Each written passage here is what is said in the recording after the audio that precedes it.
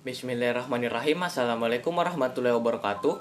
Perkenalkan, nama saya Syafrin dari kelas 10 MIPA 5 nomor urut 33. Pada kesempatan kali ini saya akan menjelaskan mengenai materi hubungan struktural dan fungsional pemerintah pusat dan daerah. 1. Hubungan struktural pemerintah pusat dan daerah. Dalam sistem negara kesatuan Republik Indonesia, terdapat dua cara yang dapat menghubungkan antara pemerintah pusat dan pemerintah daerah.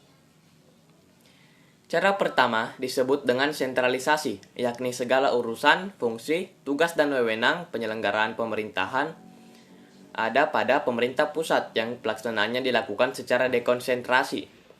Cara kedua dikenal sebagai desentralisasi, yakni segala urusan, fungsi, tugas dan wewenang pemerintahan diserahkan seluas-luasnya kepada pemerintah daerah.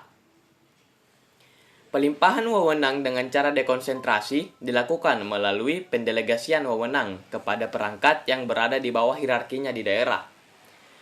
Pelimpahan wewenang dengan cara desentralisasi dilakukan melalui pendelegasian urusan kepada daerah otonom.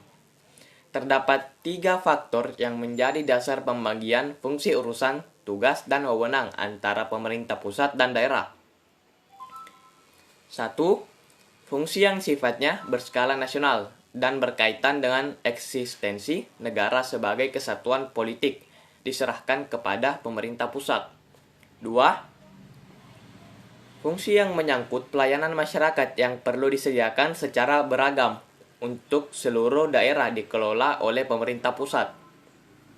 Yang ketiga, fungsi pelayanan yang bersifat lokal melibatkan masyarakat luas dan tidak memerlukan tingkat pelayanan yang standar. Dikelola oleh pemerintah daerah yang disesuaikan dengan kebutuhan serta kemampuan daerah masing-masing. Secara struktural, hubungan pemerintah pusat dan pemerintah daerah diatur dalam Peraturan Pemerintah Nomor 84 Tahun 2000. Berdasarkan ketentuan tersebut, daerah diberi kesempatan untuk membentuk lembaga-lembaga yang disesuaikan dengan kebutuhan daerah masing-masing. 2. Hubungan fungsional pemerintah pusat dan daerah. Pada dasarnya, pemerintah pusat dan pemerintah daerah memiliki hubungan kewenangan yang saling melengkapi satu sama lain.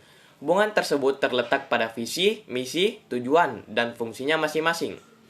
Visi dan misi kedua lembaga ini, baik di tingkat lokal maupun nasional, adalah melindungi serta memberi ruang kebebasan kepada daerah untuk mengelola dan mengurus rumah tangga sendiri berdasarkan kondisi dan kemampuan daerahnya. Adapun tujuannya adalah untuk melayani masyarakat secara adil dan merata dalam berbagai aspek kehidupan.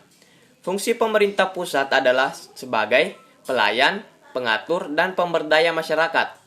Hubungan wewenang antara pemerintah pusat dan pemerintah daerah provinsi, kabupaten, dan kota, atau antara provinsi dan kabupaten kota serta kabupaten kota, diatur dalam undang-undang dengan memperhatikan ciri kekhususan dan keragaman daerah.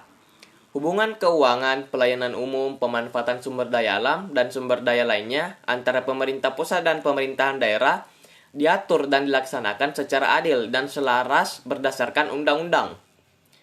Penyelenggaraan urusan pemerintahan dibagi berdasarkan kriteria eksternalitas, akuntabilitas, dan efisiensi dengan memperhatikan keserasian hubungan antar susunan pemerintahan urusan yang menjadi kewenangan pemerintahan daerah yang diselenggarakan berdasarkan kriteria di atas terdiri atas urusan wajib dan urusan pilihan. Urusan wajib yang menjadi kewenangan pemerintahan daerah provinsi, kabupaten atau kota merupakan urusan dalam skala provinsi yang meliputi 16 urusan. Urusan pemerintahan provinsi yang bersifat pilihan meliputi urusan pemerintahan yang secara nyata ada dan berpotensi untuk meningkatkan kesejahteraan masyarakat sesuai dengan kondisi, kekhasan, dan potensi unggulan daerah yang bersangkutan.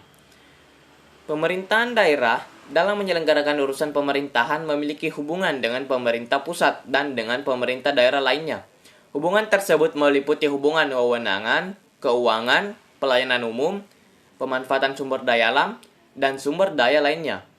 Hubungan tersebut dapat menimbulkan hubungan administrasi dan kewilayaan antar susunan pemerintahan. Demikian materi yang dapat saya sampaikan pada kesempatan kali ini. Kurang dan lebihnya mohon dimaafkan. Wabillahi taufiq wal hidayah. Wassalamualaikum warahmatullahi wabarakatuh.